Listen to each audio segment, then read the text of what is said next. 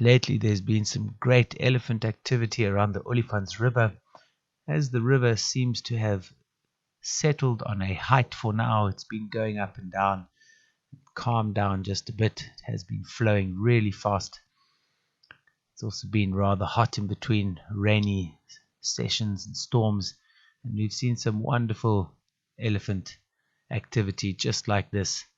These elephants, this herd is loving swimming in the water, playing in the water. The one on the right is actually looks like it pulled up a bit of a root, so feeding in the water, just having a great time underneath these fig trees that we've often seen all sorts of other animals enjoying the shade or enjoying the fruits. And in this case, the elephants are just loving the environment, and wonderful to see them enjoying themselves in the river.